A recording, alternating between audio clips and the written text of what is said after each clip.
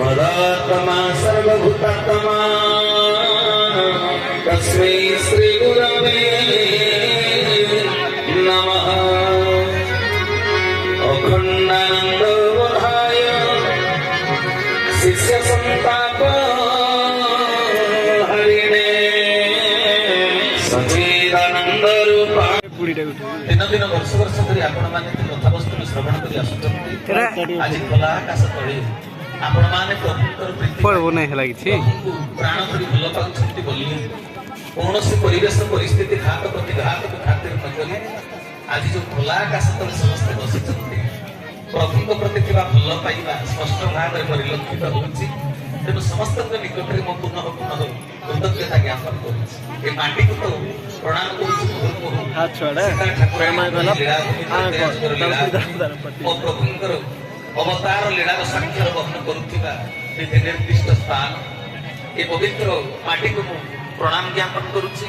भाई भौणी माने आज परिचालना भाई चक्रधर भाई महोदय मते निर्देश करिसंति प्रभुଙ୍କ संपर्क रे पुणी तांकर अनुरोध रक्षा करिया भाई कहिसंति जे ठाकुरଙ୍କ संपर्क रे थिबा प्रामाणिक तथ्य आलोचना करिवा पाई।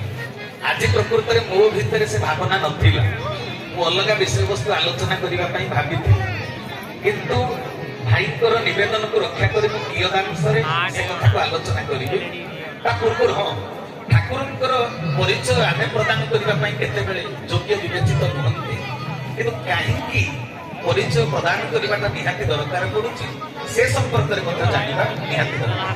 भाई कोनी माने वर्तमान मानव समाज विपरिचय संसादी मनीष भितर मानविकतार अभाव समस्त शिक्षित उच्च शिक्षित प्रतिष्ठित संसार में बहुत लोक सब अच्छे चोरी डकायती लुंठन हत्या रक्तपात हिंसाकांड गणधर्षण बलात्कार बहुल भाव घटी चलुଛି।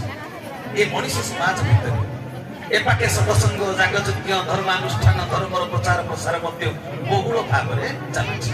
आपण माने देखुथिबे धर्म आ अधर्म जेमिति गोटे समांतराल भाव चली तेरे कहबार तात्पर्य गोटे प्रभाव अन्यटीर प्रभाव ह्रास पाई कथा हाँ कि धर्मर प्रभाव अधर्मर प्रभाव नष्ट हवा कथा किंतु वर्तमान देखिए प्राय समान भाव एपटे जी धर्म कार्य सेपटे से अधर्म